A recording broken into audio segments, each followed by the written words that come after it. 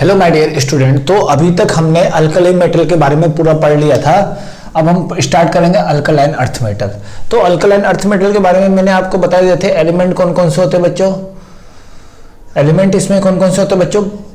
Beryllium, magnesium, calcium, strontium, barium और radium. ठीक है, ये सारे एलिमेंट होते हैं। बेटा मांगे कार स्कूटर बाप राजी। ठीक है, ये सारे के सारे मेटल होते हैं और इनमें से रेडियम के बारे में हमको अभी स्टडी नहीं करना है क्योंकि ये आपका रेडियो एक्टिव है। इसके बारे में हमको इतना स्टडी नहीं करना होता है। हमको केवल और केवल स्टडी किसके बारे में करना होता है बच्चों? यहाँ पर हमको केवल और केवल स्टडी यहाँ पर इन पांचों के बारे में करना रहेगा। और ये आपके अल्कलाइन अर्थ मेटल होते हैं। क्यों होते हैं बच्चों alkaline earth metal?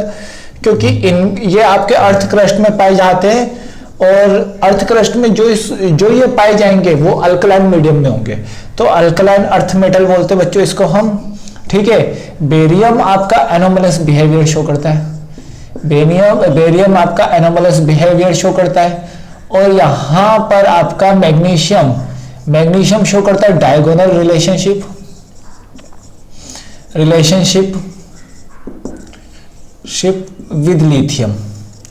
With lithium के साथ ये आपका डायगोनल रिलेशनशिप शो करता है।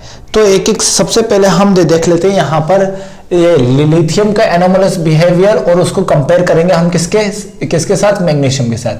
लिथियम के एनोमलस बिहेवियर ऑफ लिथियम का एनोमलस बिहेवियर को कंपेयर, लिथियम के पहले एनोमलस बिहेवियर को देखेंगे बच्चों, उसके बाद हम इसको कंपेयर करेंगे मैग्नीशियम के साथ, तभी हम चैप्टर को स्टार्ट करेंगे। ठीक है, तो लिथियम आपका एनोमलस बिहेवियर क्यों शो करता है? Due to the smaller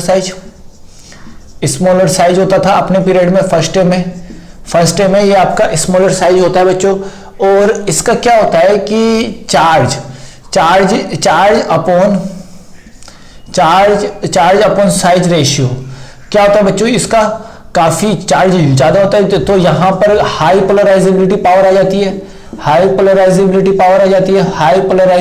power आने की वजह से ये भी क्या हो जाता है बच्चों? आपका कोवेलेंट कैरेक्टर का होता है। ठीक है, कोवेलेंट कैरेक्टर का होता है बच्चों। इस चीज को थोड़ा सा आप लोग ध्यान रखो। हाई पोलराइजेबिलिटी पावर की वजह से ये आपका हाईली कोवेलेंट कैरेक्टर का होता है। अब इसी प्रॉपर्टी की वजह से ये क्या होता है बच्चों? Lithium is harder and high melting point. Lithium आपका क्या होता है? लिथियम आपका हार्डर होता है एंड हाई मेल्टिंग पॉइंट होता है। High melting point and boiling point होता है बच्चों इसका।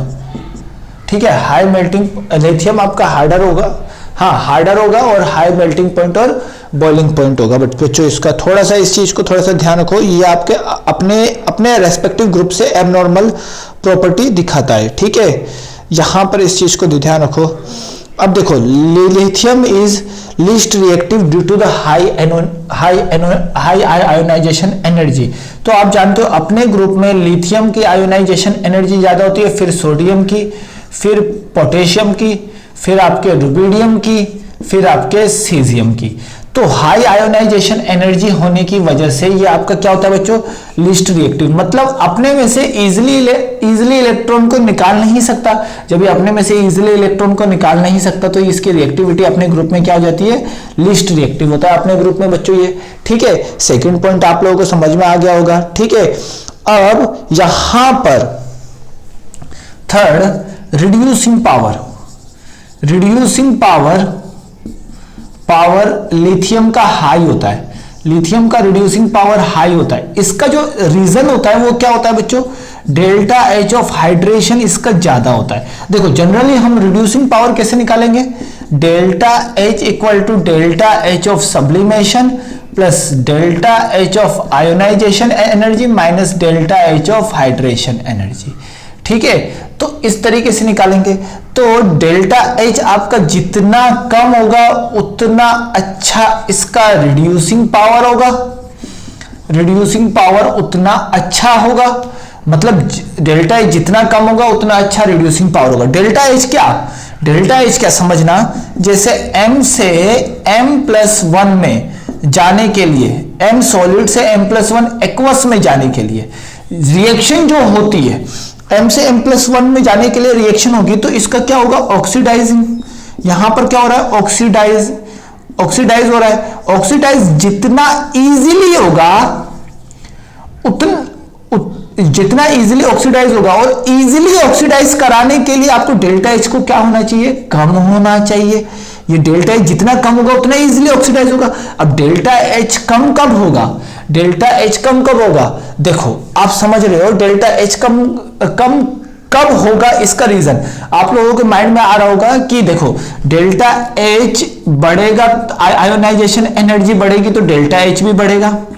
तो इसका तो अगर मैं आयोनाइजेशन एनर्जी के एस्पेक्ट में देखूं तो लिथियम का आयोनाइजेशन एनर्जी सबसे ज्यादा, लिथियम का आयोनाइजेशन एनर्जी सबसे ज्यादा, तो इसका डेल्टा एच भी ज्यादा होना चाहिए। लेकिन उसी तरीके से लिथियम का डेल्टा एच ऑफ हाइड्रेशन भी ज्यादा होता है, मतलब डेल्टा एच ऑफ हाइड्रेशन बढ़ेगा तो डेल्टा एच काफी कम होगा। तो इसी वजह से डेल्टा एच ऑफ हाइड्रेशन ज्यादा होने की वजह से इसका delta H, net delta H क्या हो जाता है, net delta H very less हो जाएगा, net delta H very less हो जाएगा, क्योंकि ये नेगेटिव साइन के साथ है, ये पॉजिटिव साइन के साथ है, तो सबसे कम हो जाएगा, इसलिए इसकी रिड्यूसिंग पावर हाई होती है बच्चों। इस चीज को पॉइंट को ध्यान रखो, ठीक है। फोर्थ पॉइंट, ये क्या करता है, एयर के साथ नाइट्रोजन के साथ रिएक्शन करता है, तो क्या बना लेता है, लिथियम नाइट्राइड बना लेता है, Li3n। और मैंने आपको बताया था जी, जनरली नाइट्राइड का जब भी हाइड्रोलाइसिस कराओगे तो अमोनिया गैस रिलीज होगी। इस पॉइंट को आप लोग ध्यान रखो, ठीक है। फिफ्थ पॉइंट, ठीक है, यह आपका ऑक्सीजन के साथ भी रिएक्ट करेगा, इसी के साथ वो एयर में ऑक्सीजन के साथ भी रिएक्ट करेगा और क्या बना लेगा, ऑक्साइड बना लेता है Li2O, इसीलिए सबसे अलग है, बाकी तो परऑक्साइड और सुपर ऑक्साइड बनाते, ठीक है। सिक्स पॉइंट फिफ्थ पॉइंट अगर मैं देखना चाहूं कि LiCl आपका डाइलिक्विसेंट मटेरियल होता है, ठीक है। यहां पर फिफ्थ पॉइंट, LiCl आपका क्या होता है, डाइलिक्विसेंट मटेरियल। डाइलिक्विसेंट मटेरियल क्या होता है बच्चों, एटमॉस्फेयर से वाटर को एब्जॉर्ब कर लेगा। तो एक्चुअली ये कौन से फॉर्म में मिलता है, LiCl + 2H2O के फॉर्म में मिलता है, वाटर को एब्जॉर्ब कर लिया ना, क्रिस्टलाइन फॉर्म में मिल जाता है। कौन से फॉर्म में मिल जाता है बच्चों, ये आप लोगों का क्रिस्टलाइन फॉर्म में। कौन से फॉर्म में मिलता है, क्रिस्टलाइन फॉर्म में। ये आपका फाउंड आउट होता है, फाउंड होता है बच्चों नेचर में। नेचर में ये आपको क्रिस्टलाइन फॉर्म में मिलेगा। ये हो गए इसके एनोमलस बिहेवियर में कुछ पॉइंट्स जो आपको सीधे आप समझ सकते हो, सीधे आप समझ सकते हो बच्चों, इसको सीधे आप इसको इजीली समझ सकते हो, ठीक है। अब इसमें क्या है, ठीक है, अब देखो फिफ्थ सिक्स्थ, LiCO3 उतना स्टेबल नहीं होता है, इसलिए डिसोसिएट होकर Li2O और CO2 बना लेता है। लेकिन अदर कंपाउंड आपका थर्मली स्टेबल होने की वजह से डायरेक्टली आपका ऑक्साइड और CO2 में कन्वर्ट नहीं होता है, ठीक है। अब सबसे इंपॉर्टेंट आपका जेई पॉइंट ऑफ व्यू से LiHCO3 आपका सॉलिड फॉर्म में होता है। बाकी सारे मतलब जैसे NaHCO3, KHCO3, RbHCO3 और CSHCO3 सारे के सारे लिक्विड फॉर्म में होते हैं। ये याद रखो, ये जेई पॉइंट ऑफ व्यू से सबसे इंपॉर्टेंट है और आपसे सीधा क्वेश्चन पूछेगा, सीधा क्वेश्चन, ठीक है। अब देखो LiF eighth point, LiF and Li2O less soluble in water, less soluble in water, ये पॉइंट आप लोगों को ध्यान रखना है। यही एनामोलस बिहेवियर इसके लिथियम के होते हैं और ये किसके साथ रिपीट कर जाएंगे बच्चों, आपके मैग्नीशियम के साथ। तो अब आगे समझना, अब आगे इस पॉइंट को हटाता हूं बच्चों में, अब आगे समझना मैग्नीशियम की प्रॉपर्टी। अब आपको यहां से याद होना स्टार्ट होगा, तो मैग्नीशियम की प्रॉपर्टी ही सबसे पहले हम लोग डिस्कस कर लेते हैं कि मैग्नीशियम किसके साथ रिलेशन रखता है। तो मैग्नीशियम की रिलेटिविटी मैं आपको बताता हूं, देखो ध्यान से देखो। Due to the diagonal relationship, due to the diagonal relationship with magnesium, तो मैग्नीशियम के साथ डायगोनल रिलेशनशिप होने की वजह से magnesium can show similar property, magnesium can show similar property, magnesium आपका सिमिलर प्रॉपर्टी शो करेगा। Magnesium can show similar property, magnesium आपका लिथियम की तरह सिमिलर प्रॉपर्टी रखेगा, ठीक है। अब देखो यहां पर पहला मैग्नीशियम भी क्या हो जाता है, हार्ड होता है, मेटालिक हार्ड मेटल होता है। ठीक है, मैग्नीशियम भी क्या होता है बच्चों, हार्ड मेटल होता है। मैग्नीशियम भी आपका क्या होता है, हार्ड मेटल होता है। क्यों? क्योंकि बेरिलियम भी क्या होता है बच्चों, हार्ड होता है। बेरिलियम भी क्या होता है, लिथियम भी क्या होता है बच्चों, हार्ड होता है, इसलिए मैग्नीशियम भी आपका क्या हो जाएगा, हार्ड हो जाएगा। ठीक है, हाई मेल्टिंग पॉइंट और बॉइलिंग पॉइंट आप समझ सकते हो। ठीक है, बोथ रिएक्ट विद एयर। अब देखो दोनों के दोनों आपके क्या करेंगे बच्चों, both react with air, air में क्या क्या होगा, O2 एंड N2। ठीक है, एयर में क्या क्या होगा, O2 एंड N2। आपने जब भी आपने एयर का मॉलिक्यूलर मास निकाला होगा, एयर का मॉलिक्यूलर मास आप लोग कैसे निकालते हो, एयर का मॉलिक्यूलर मास कैसे निकालते हो बच्चों, उससे ध्यान रखो।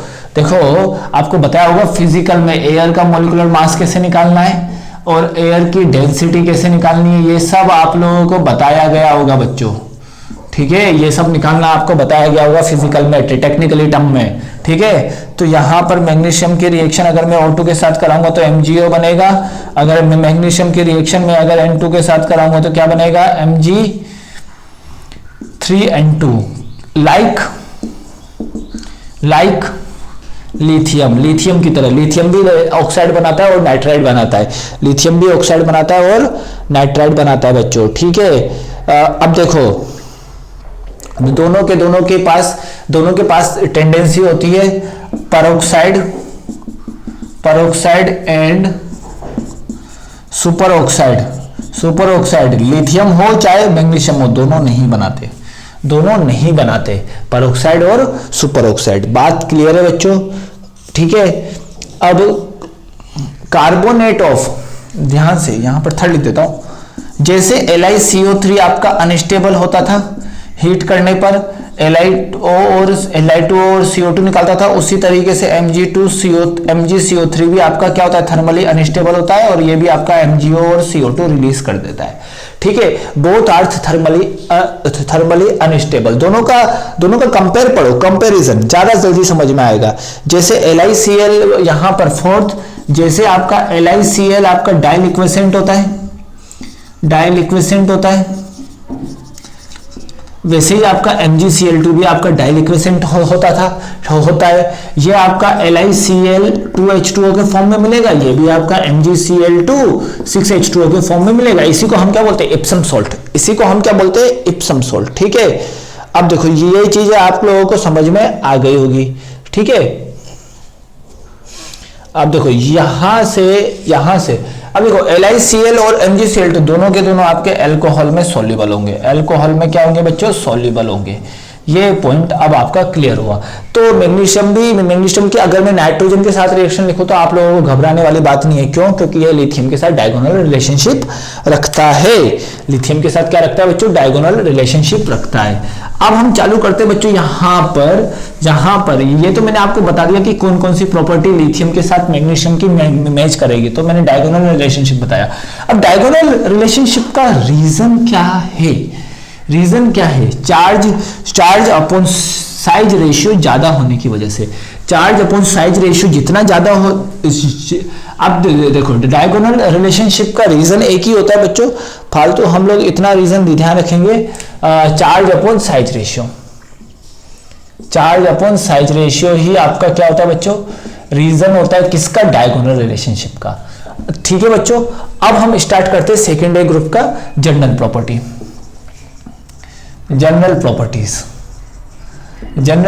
में हम स्टार्ट करते हैं सबसे पहले इलेक्ट्रॉनिक कॉन्फ़िगरेशन में यहां लिखता हूं, इसको रब करके मैं यहां लिखता हूं ताकि आपको जल्दी जल्दी समझ में आ जाएगा। आपको बाकी प्रॉपर्टीज भी तो मैं यही लिख देता हूं, ठीक है, जल्दी समझ में आ जाएगा। ठीक है, तो देख लेते हैं बच्चों electronic configuration general outermost shell electronic configuration is NS2। ये आपका सेकंड पीरियड, ये आपका थर्ड पीरियड, ये आपका फोर्थ पीरियड, ये आपका फिफ्थ पीरियड, ये आपका सिक्स पीरियड, ये आपका सेवंथ पीरियड। ठीक है, इसका तो हमको पढ़ना नहीं है, हम इसके पर ध्यान देते हैं। हीलियम, हीना, नीना और करीना जेरोक्स करते रहना। ठीक है, यहां पर 2s2, 3s2, 4s2, 5s2 6s2, ये हो जाएगा बच्चों आपका, ये आपका हो जाएगा बच्चों आउटर मोस्ट, मैंने बता दिया यहां पर। अगर मैं इसमें सेकंड पॉइंट बात करूं, atomic radii and atomic size, atomic radii and size, तो क्या होगा बच्चों, जनरली आप लोग जानते हो एज पीरियोडिक टेबल, एज आप लोगों ने पढ़ा होगा पीरियोडिक टेबल, मैंने आपको पढ़ाया है as periodic table. Periodic table के अकॉर्डिंग क्या होता है बच्चों, डाउन टू द ग्रुप, जब भी हम मूव करेंगे down to the group, down to the group जब भी हम मूव करेंगे एटॉमिक साइज बढ़ेगा। क्यों बढ़ेगा, due to the increment of, due to the increment of extra shell, extra shell के इंक्रीमेंट की वजह से ये बढ़ेगा बच्चों आपका। ठीक है, ये तो हो गया डाउन टू द ग्रुप। अगर मैं पीरियोडिक टेबल में यहां से यहां जाता हूं लेफ्ट टू राइट, तो क्या होता है, एटॉमिक रेडियाई कम होता है, एटॉमिक रेडियाई कम होता है। क्यों होता है बच्चों कम, क्यों होता है, due to the increment in, due to the increment in Z effective, due to the increment in Z effective, Z effective में इंक्रीमेंट होने की वजह से एटॉमिक रेडियाई कम होता है। तो हम क्या बोल सकते हैं, फर्स्ट ए मेटल का जो रेडियाई होगा वो ज्यादा होगा as compare to second A metal, first A metal का रेडियाई ज्यादा होगा as compare to second A metal. तो ये बात आप लोगों को अब अच्छे से समझ में आ गई होगी कि एटॉमिक रेडियाई का क्या कंसेप्ट चलने वाला है। आप लोगों का थोड़ा सा कोशिश करिए, आप लोगों को काफी अच्छे से समझ में आ जाएगा। ठीक है, थर्ड पॉइंट में बात करता हूं यहां पर आयोनाइजेशन एनर्जी की। तो थर्ड पॉइंट यहां पर मैंने बात किया आयोनाइजेशन एनर्जी। तो आयोनाइजेशन एनर्जी की जब मैं बात करूंगा तो क्या क्या बात करने वाला हूं वो आप लोग जानते हो। आयोनाइजेशन एनर्जी क्या होता है, किसी गैसियस आयन में से एक इलेक्ट्रॉन को रिमूव करने की tendency, that is called ionisation energy. बात को ध्यान से समझो, आइसोलेटेड गैसेस आयन में से एक इलेक्ट्रॉन को रिमूव करने की टेंडेंसी आपका क्या होगा, आयोनाइजेशन एनर्जी होगा। तो आयोनाइजेशन एनर्जी आपका क्या होता है समझ गए आप लोग। अब आगे हम समझते हैं ध्यान से, जैसे मैंने ध्यान से समझना, डाउन टू द ग्रुप जाएंगे as periodic table, as periodic table, periodic table के अकॉर्डिंग्स देखो डाउन टू द ग्रुप जाएंगे, whenever we move to the down to the group, हम क्या करेंगे down to the group move करेंगे तो आपका साइज बढ़ेगा, साइज बढ़ेगा तो आयोनाइजेशन एनर्जी कम होगी। क्यों, साइज बढ़ेगा तो प्रोटॉन का आउटर मोस्ट शेल इलेक्ट्रॉन से होल्डिंग कम होगी, तो हम उस इलेक्ट्रॉन को इजीली निकाल सकते हैं। तो आयोनाइजेशन एनर्जी आपकी क्या हो जाएगी बच्चों, कम हो जाएगी। साइज बढ़ेगा तो आयोनाइजेशन एनर्जी कम होगी। तो अगर मैं बोलना चाहूं कि आयोनाइजेशन एनर्जी ग्रुप में देखो, बेटा मांगे कार स्कूटर बाप, देखो अब सबसे कम किसकी होगी बच्चों, सबसे कम आपके, सबसे ज्यादा इसकी होगी, फिर इसकी होगी, फिर इसकी होगी, फिर इसकी होगी, सबसे ज्यादा बेरिलियम की, सबसे लिस्ट किसकी होगी, बेरियम की, सबसे लिस्ट किसकी होगी बच्चों, आपके बेरियम की। और अगर मैं बात करना चाहूं यहां पर कि ग्रुप पीरियड में, तो पीरियड में आयोनाइजेशन एनर्जी यहां से यहां जा रहे, साइज आपका घट रहा है जेड इफेक्टिव बढ़ने की वजह से, तो आयोनाइजेशन एनर्जी भी बढ़ेगी। तो अगर मैं बोलूं कि सेकंड ए मेटल का फर्स्ट आयोनाइजेशन एनर्जी, यहां पर लिख देता हूं सेकंड ए मेटल का first ionisation, I first of second A metal का फर्स्ट आई कितना होगा, ज्यादा होगा as compare to I one of first A metal. ठीक है, फर्स्ट ए मेटल। अब देखो फर्स्ट ए मेटल के वैलेंशियल में एक इलेक्ट्रॉन, सेकंड ए मेटल के वैलेंशियल में दो इलेक्ट्रॉन। ठीक है, एक इलेक्ट्रॉन होने की वजह से एक इलेक्ट्रॉन रिमूव करने के बाद जैसे ही मैं Ie2 की बात करूंगा, Ie2 of first A metal आपका क्या हो जाएगा बच्चों, ज्यादा हो जाएगा Ie2 of second A metal. Reason is what, आप लोग समझ पा रहे होंगे कि यहां पर जैसे ही Ie2 में Ie2 से I1 से Ie2 में जाएगा, तो यहां पर जैसे ही एक इलेक्ट्रॉन निकाल दिया तो ये नोबल गैस कॉन्फ़िगरेशन को अटेंड कर लेगा, नोबल गैस कॉन्फ़िगरेशन को अटेंड कर लेगा। ध्यान रखना, नोबल गैस कॉन्फ़िगरेशन को अटेंड कर लेगा। इस वजह से Ie2 फर्स्ट ए मेटल का ज्यादा हुआ as compare to second A metal, लेकिन सेकंड ए मेटल का Ie1 ज्यादा हुआ as compare to first A metal. इस चीज को आप लोग अच्छे से आप समझ गए होंगे कि किस तरीके से हमको इससे डील करना है। नेक्स्ट हम बात करते हैं अगला इलेक्ट्रॉन एफिनिटी। ठीक है, इलेक्ट्रॉन एफिनिटी में मैंने बताया था आपको, अब यहां देखो सारे के सारे फुलफिल्ड है, फुलफिल्ड है तो electron affinity, electron affinity, electron affinity ध्यान से समझना। जनरली मैं अगर क्या बोलता हूं, जनरली आपका क्या होता है, साइज के ऊपर डिपेंड करता है। जनरली आपका इलेक्ट्रॉन एफिनिटी अगर मैं लेफ्ट टू राइट जाता हूं, मैं इसी ग्रुप की बात करता हूं बस, ठीक है ना, ग्रुप की बात करता हूं। तो यहां पर क्या होता है, in this group full field configuration, और फुल फील्ड कॉन्फ़िगरेशन की वजह से हम इसमें एक्स्ट्रा इलेक्ट्रॉन को ऐड नहीं कर सकते। जब हम एक्स्ट्रा इलेक्ट्रॉन को ऐड करना है किसमें, आइसोलेटेड गैसेस स्टेट में, अगर मैंने एक्स्ट्रा इलेक्ट्रॉन को ऐड किया तो ये आपका फुल फील्ड कॉन्फ़िगरेशन हो जाएगा। जब ये आपका फुल फील्ड कॉन्फ़िगरेशन हो जाएगा तो यहां पर एक्स्ट्रा इलेक्ट्रॉन को ऐड नहीं कर सकते। जब हम एक्स्ट्रा इलेक्ट्रॉन को ऐड नहीं कर सकते तो इसकी इलेक्ट्रॉन एफिनिटी क्या हो जाएगी। जनरली मैं अगर बोलना चाहूं कि जनरली इलेक्ट्रॉन एफिनिटी आपका कौन सा फिनोमिना होता है, एक्सोथर्मिक। लेकिन क्या होता है बच्चों कि फुल फील्ड कॉन्फ़िगरेशन होने की वजह से इसके IEA की वैल्यू क्या होती है बच्चों, इलेक्ट्रॉन एफिनिटी की वैल्यू नेगेटिव चली जाती है। और मैंने आपको बताया था delta H of electron gain enthalpy is a negative magnitude of EA। अब देखो EA डालो तो यहां पर टोटल क्या आ जाएगा बच्चों, प्लस EA। तो ये क्या हो गया, एंडोथर्मिक हो गया, अपने आप एंडोथर्मिक हो गया, ठीक है। यहां पर एक्सोथर्मिक क्यों होता था, क्योंकि यहां पर इलेक्ट्रॉन एफिनिटी की वैल्यू इन सब की क्या होती थी, पॉजिटिव वैल्यू होती थी, ठीक है। यहां पर इलेक्ट्रॉन फुलफिल्ड कॉन्फ़िगरेशन की वजह से इलेक्ट्रॉन एफिनिटी की वैल्यू क्या होती है, नेगेटिव। एक तो फुलफिल्ड की होती है, एक नोबल गैस की होती है, एक आपके नाइट्रोजन फैमिली की।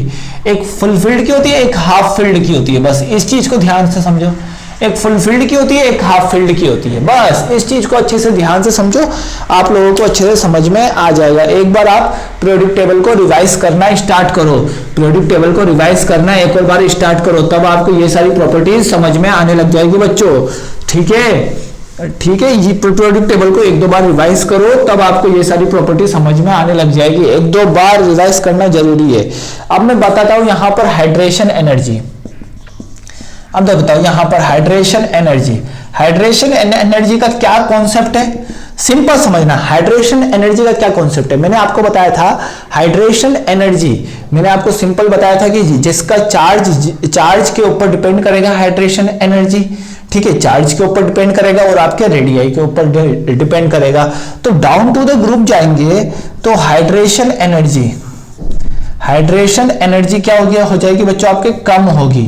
लेकिन क्या होता है यहां पर देखो, चार्ज यहां पर +2 है, क्यों होता है बच्चों, क्योंकि यहां पर चार्ज डेंसिटी कम हो जाती है। चार्ज डेंसिटी क्या हो जाती है बच्चों, कम होने की वजह से। Reason is what, charge density कम होगी। Charge density in the sense में अगर बोलना चाहूं कि यहां पर मैंने बेरिलियम बनाया, बेरिलियम के पास ज्यादा चार्ज डेंसिटी, तो ज्यादा H2O मॉलिक्यूल इसके पास आएंगे, ज्यादा H2O मॉलिक्यूल इसके पास आएंगे। लेकिन अगर मैंने यहां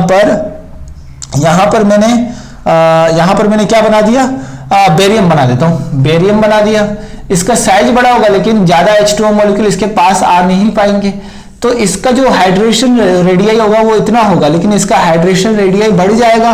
फिर वही कंसेप्ट, पुराना वाला कंसेप्ट, तो चार्ज डेंसिटी जितना कम होगा उतना हाइड्रेशन रेडियाई कम होगा। तो अगर हाइड्रेशन एनर्जी की बात करेंगे तो Be+2 एक्वस का ज्यादा होगा एज कंपेयर टू, बोलो, Mg+2 एक्वस।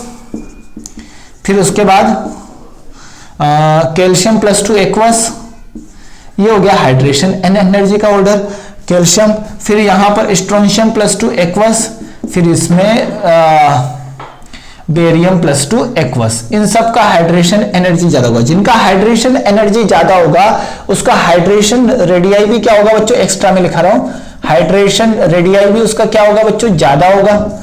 हाइड्रेशन रेडियाई भी Be+2 का ज्यादा हो जाएगा, ठीक है, और Mg+2 का कम होगा।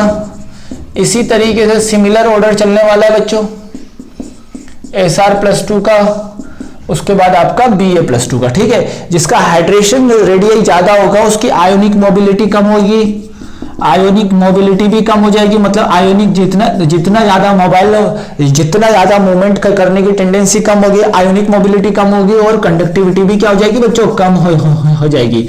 आयन जितना ज्यादा मूव करेगा उसकी कंडक्टिविटी उतनी ज्यादा कम होती है, तो कंडक्टिविटी का ऑर्डर ऐसा हो जाएगा, Sr+2 का एक्वस का ज्यादा हो जाएगा, फिर Ca+2 एक्वस का ज्यादा होगा, फिर Mg+2 एक्वस का ज्यादा होगा, फिर बेरिलियम+2 एक्वस का ज्यादा होगा। यहां पर आप लिख सकते हो बेरियम का भी जमा सकते हो, कोई तकलीफ वाली बात नहीं है। बात क्लियर है? लेकिन अगर मैं बात करूं फर्स्ट ए और सेकंड ए में, तो first A and second A में चार्ज डेंसिटी कहां ज्यादा होगी? तो समझना, first A and second A group की बात करूं, फर्स्ट ए मेटल और सेकंड ए मेटल में चार्ज डेंसिटी, तो hydration energy in first A and second A metal, इन दोनों में बात करूं तो देखो हाइड्रेशन एनर्जी किसके ऊपर डिपेंड करती है? चार्ज अपॉन रेडियाई के ऊपर, ठीक है। वैसे तो R++ और R- भी होता है, लेकिन आप इसको ध्यान रखो, अभी आप थोड़ी देर के लिए चार्ज अपॉन R को ध्यान रखो, ठीक है। मैंने आपको वहां फॉर्मूला लिखा है, आप तो चार्ज को ध्यान रखो। तो क्या होता है, hydration radii directly proportional to the charge होती है, बस इसको ध्यान रखो। तो देखो Na+ और मैंने लिख दिया Mg+2, तो किस पर चार्ज ज्यादा है? इस पर है, तो इसकी हाइड्रेशन रेडियाई ज्यादा होगी। तो क्या बोलेंगे? अल्कलाइन अर्थ मेटल की हाइड्रेशन रेडियाई ज्यादा होगी अल्कलाइन मेटल से। बस इस चीज को ध्यान रखो, ये पॉइंट है कुछ जो आपको धीरे धीरे याद रखना चाहिए। अब देखो, ज्यादा हाइड्रेशन एनर्जी होने की वजह से जो Mg होता है, MgCl2, जो Mg का होता है MgCl2, जो Ca का होता है CaCl2, ये वाटर के साथ क्रिस्टलाइन हो जाते हैं। रीजन क्या है? हाइड्रेशन एनर्जी ज्यादा होने की वजह से। लेकिन फर्स्ट ए ग्रुप के नहीं हो पाते, फर्स्ट ए ग्रुप के NaCl अकेला रहता है, ठीक है, NaCl अकेला रहेगा, KCl अकेला रहेगा, लेकिन MgCl2 हाइड्रेशन एनर्जी ज्यादा होने की वजह से 6H2O के साथ होता है, ये भी आपका 2H2O के साथ होगा। तो इस तरीके से ये आपके वाटर के साथ क्रिस्टलाइज होते हैं। यहां पर क्या बनाते हैं? क्रिस्टलाइज होते हैं वाटर के साथ। ये क्या हो जाते हैं बच्चों? क्रिस्टलाइज हो जाते हैं। यही सबसे बड़ा रीजन है, सबसे बड़ा।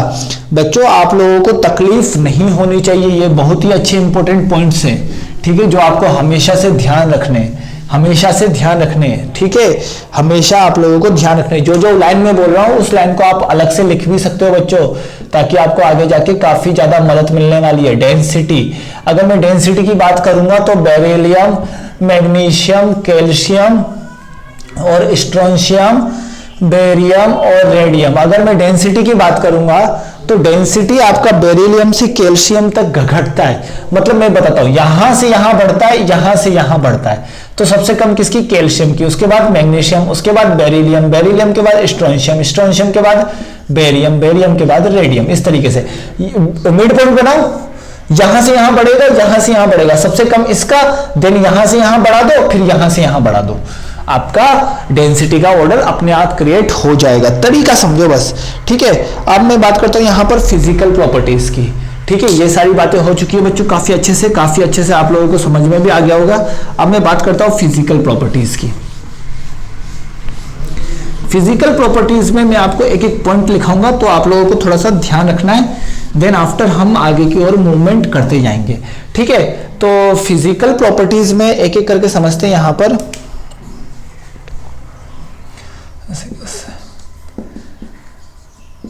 फिजिकल प्रॉपर्टीज, जो मैं लिखा रहा हूं ना उसको याद कर लो, वैसे ही पेपर आता है, इससे बाहर कुछ ऑर्डर ही नहीं आएगा। और इनऑर्गेनिक में तो मैं आपको बोल सकता हूं 100% श्योर, इससे बाहर कुछ नहीं आएगा। फिजिकल प्रॉपर्टी देखो, जैसे मैं बात करूं सेकेंड ए मेटल भी आपका सिल्वरी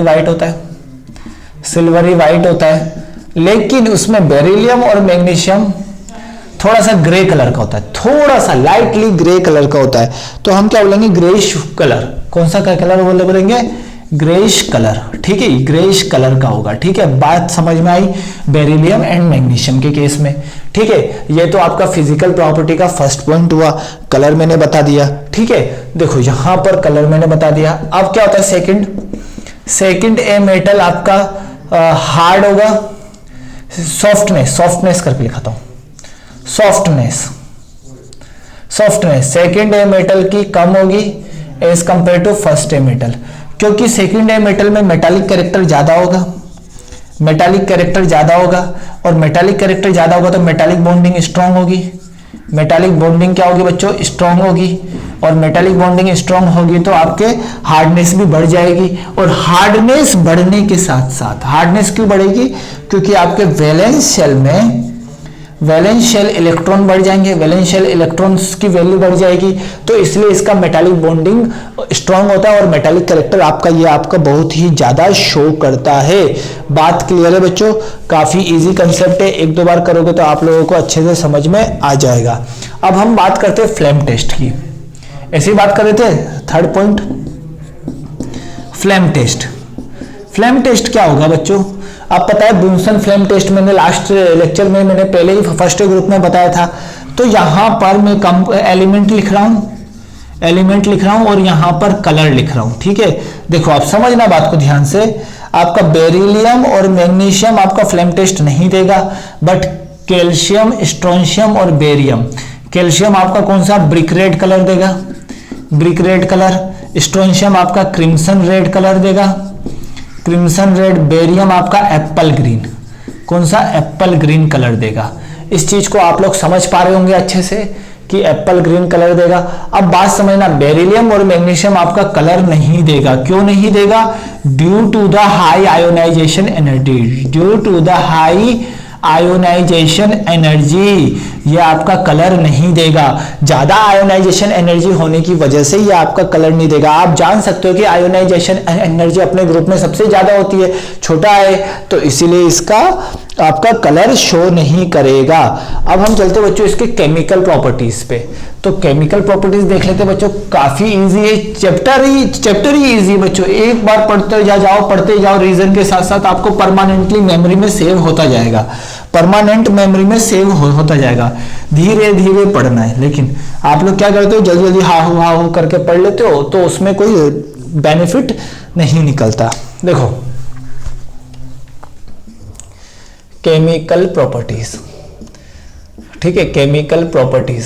तो सबसे पहला केमिकल प्रॉपर्टीज में फर्स्ट पॉइंट क्या है? Reactivity toward air. कि क्या देख लेते बच्चों हम? रिएक्टिविटी टुवर्ड एयर या रिएक्शन विद एयर, कुछ भी बोल सकते हैं, ठीक है। एयर के साथ रिएक्शन या रिएक्टिविटी टुवर्ड एयर। आप लोग समझ पा रहे होंगे कि ऑक्साइड भी बनाता है, नाइट्राइड भी बनाता है। कौन बनाता है? यहां पर आपका Mg और बेरिलियम। लेकिन अब समझो, बेरिलियम एंड Mg आपका एयर के साथ रिएक्शन करके ये थोड़ा बहुत करता है। ये इसमें क्या होता है कि यहां पर ये आपका क्या होता है? रिएक्शन नहीं कर पाता इजीली। ये कुछ सिचुएशन पे रिएक्शन कर पाएगा, सिचुएशन पे ऑक्साइड बनाएगा। क्यों? क्योंकि ये आपका BO हो जाता है और MgO बना लेता है, जो कि आपका प्रोटेक्टिव लेयर बनाता है, प्रोटेक्टिव लेयर जो कि आपको क्या करता है? BE को एयर से दूर कर देता है। बाद में शुरुआत में BO बनाएगा, जो कि क्या होगा? प्रोटेक्टिव लेयर आपके किसके? ऑन द सरफेस ऑफ, इसके सरफेस पे आ जाएगा, सरफेस ऑफ BE पे आ जाएगा और ये इसको क्या कर देगा? प्रोटेक्ट कर देगा। तो BE रिएक्ट नहीं कर पाएगा, BE आपका रिएक्ट नहीं कर पाएगा, BE आपका एयर के साथ कंप्लीटली रिएक्ट नहीं कर पाएगा। थोड़ा सा BO बनाएगा, प्रोटेक्टिव लेयर बना देगा, और प्रोटेक्टिव लेयर बनाने की वजह से BE और हमेशा ऑक्साइड का ही प्रोटेक्टिव लेयर बना देगा, ठीक है। ऑक्साइड का प्रोटेक्टिव लेयर बना देगा और सरफेस ऑफ BE को कवर कर देगा। इसीलिए इसका काम क्या है बच्चों? इनर्ट कर देना। इनर्ट वो इनर्ट करता है, ये किसको? BE एंड Mg को इनर्ट कर देता है, किसके? एटमॉस्फेयर के थ्रू, ठीक है। ये चीज आपको समझ में आ गई होगी। अब देखो, फिर भी मुझे रिएक्शन कराना है, तो फाइनली पाउडर के साथ मैं रिएक्शन करूंगा। Finally powder of BE and Mg की रिएक्शन अगर मैं एयर के साथ कराऊंगा, देन आपका BE और MgO बनेगा। मैंने बताया था ना कुछ कंडीशन होगी। तो फाइनली पाउडर में छोटे छोटे पाउडर के साथ में जब रिएक्शन कराऊंगा तो होगा, ठीक है। अब Mg का रिएक्शन आपका हाईली एक्सप्लोसिव होता है, Mg का रेट ऑफ रिएक्शन फास्ट होगा, ठीक है। अब देखो यहां पर मैं बता देता हूं, BE जब O2 के साथ रिएक्शन करता है तो BeO बनाएगा, Mg जब O2 के साथ रिएक्शन करेगा तो MgO बनाएगा, ठीक है। Ca जब O2 के साथ रिएक्शन करेगा CaO बना देगा, Sr जब O2 के साथ रिएक्शन करेगा तो SRO बना देगा, Ba जब O2 के साथ रिएक्शन करेगा तो BaO बना देगा, ठीक है। ये बात समझ में आ गई। अब डाउन टू द ग्रुप ये रिएक्शन स्लो होगी, ठीक है, तो इस रिएक्शन की रेट R1 मान ली, इस रिएक्शन की R2, इस रिएक्शन की R3, इस रिएक्शन की R4, इस रिएक्शन की R5। ठीक है, R1 आपका सबसे लेस होगा, R2 सबसे ज्यादा, फिर R3 सबसे ज्यादा, फिर R4 सबसे ज्यादा, फिर R5। मतलब इसका क्या होगा, रेट स्लो होगा, रिएक्शन क्या होगी, स्लो होगी। और सबसे फास्ट किसकी होगी, बेरियम की। बेरियम की रिएक्शन सबसे फास्ट होगी। ये चीज आप लोग ध्यान रखो। इस तरीके से आप लोगों को धीरे धीरे चीजों को याद रखना पड़ेगा। ठीक है, अब देखो रिएक्शन विद वाटर, अगला देख लेते हैं रिएक्शन विद वाटर। अगला देख लेते हैं बच्चों रिएक्शन विद वाटर। तो मैं कंडीशन के साथ साथ बता रहा हूं, आप लोगों को उस कंडीशन को भी ध्यान रखते हुए आगे की ओर मूवमेंट करना है। ठीक है, रिएक्शन विद वाटर तो देख लेते हैं यहां पर second, reaction with water. Water के साथ रिएक्शन किस तरीके से करेगा बच्चों, जब ये वाटर के साथ, जब आपका मेटल जब आपका वाटर के साथ रिएक्शन करेगा, M+H2O जब आपका वाटर के साथ रिएक्शन करेगा तो MOH हाइड्रोक्साइड बना देगा। लेकिन beryllium and magnesium can not react, can't react. क्यों, due to the high ionisation energy, due to the high ionisation energy. तो क्या होता है, मैग्नीशियम का रिएक्शन कराने के लिए फिर भी हम कंडीशन ले ही लेते, जबरदस्ती रिएक्शन कराने की हमको आदत ही है, तो इसको हॉट मीडिया में रखेंगे। mg क्या लेंगे, स्टीम लेंगे या फिर यहाँ पर लेंगे, स्टीम लो या फिर हॉट डालोगे तब आपका mg इसका रिएक्शन कर जाएगा, MgOH का होल्टवाइज बना लेगा। इस चीज को आपको ध्यान रखना है, इंपॉर्टेंट पॉइंट्स मार्क कर लो बच्चों, इसको काफी ज्यादा इंपॉर्टेंट है। तो इसमें बस इतना ही है। और रिएक्टिविटी देखो बी और Mg की रिएक्टिविटी कम है, रिएक्शन ही नहीं कर रहा। लेकिन जैसे जैसे नीचे जाऊंगा वैसे वैसे H2O के साथ H2O के साथ H2O के साथ H2O के साथ H2O के साथ देखो, ये इस रिएक्शन को मैंने मान लिया R1, ये R2, ये R3, ये R4, ये R5। तो R1 लेस देन R2। आप समझ पा रहे होंगे, अभी मैंने बताया था कुछ ऐसा ही ऑक्साइड के केस में।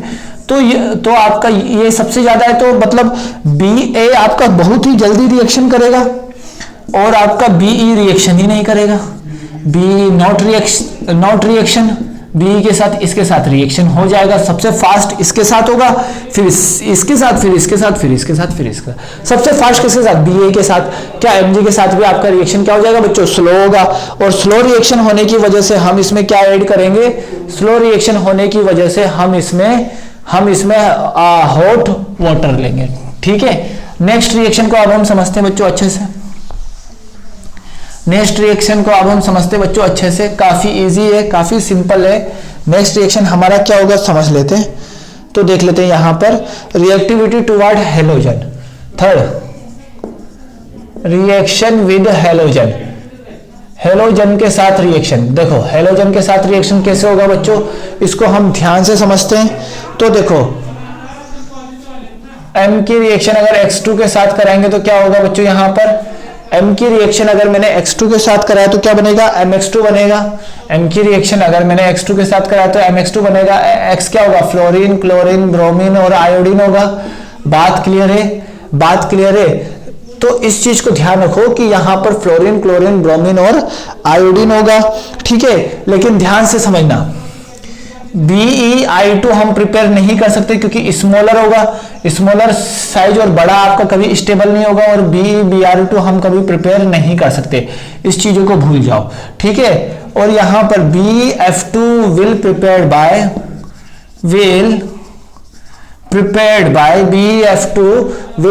By following method. इसको कैसे मेथड करेंगे बेटा, NH4 होल ट्वाइस BeF4 को जब मैं थर्मल डिकम्पोज करूंगा, क्या करूंगा, थर्मल डिकम्पोज करूंगा तो आपका क्या बनेगा, BeF2 बन जाएगा और यहां पर NaF4 बन जाएगा। क्या बन जाएगा, NHF4 बन जाएगा। क्या बन जाएगा, NH4F बन जाएगा। ठीक है, देख लेता हूं, 2 मिनट रुकना, 2 मिनट देखते हैं बच्चों इसका। हाँ, NH4F बन जाएगा। ठीक है, और BeCl2 को हम किस तरीके से प्रिपेयर करेंगे बच्चों, BeCl2 will be prepared by कैसे प्रिपेयर करेंगे BeCl2 को? तो BeCl2 को प्रिपेयर करने का एक सिंपल सा तरीका है बच्चों, यहां पर BeO की रिएक्शन कार्बन के साथ Cl2 के प्रेजेंस में रिएक्शन करेंगे तो आपका क्या बनेगा बच्चों, यहां पर BeCl2 बन जाएगा और साथ में कार्बन मोनोऑक्साइड आपका बाहर निकल जाएगा। ये दोनों रिएक्शन आपकी काफी ज्यादा इंपॉर्टेंट है, दोनों रिएक्शन आप लोगों के लिए बच्चों काफी ज्यादा इंपॉर्टेंट है। ठीक है, अब देखो यहां तक आपको समझ में आ गया होगा। ठीक है, तो ये काफी ज्यादा आपका मतलब अल्कलाइन अर्थ मेटल का काफी ज्यादा पॉइंट कवर हुआ। अब बाकी नेक्स्ट लेक्चर में हम नेक्स्ट पॉइंट को काफी इजीली कवर करेंगे। आई होप सो कि आप लोगों को ये चीजें काफी अच्छे से समझ में आई होगी, काफी सिंपल समझ में आई होगी। So thanks for watching this.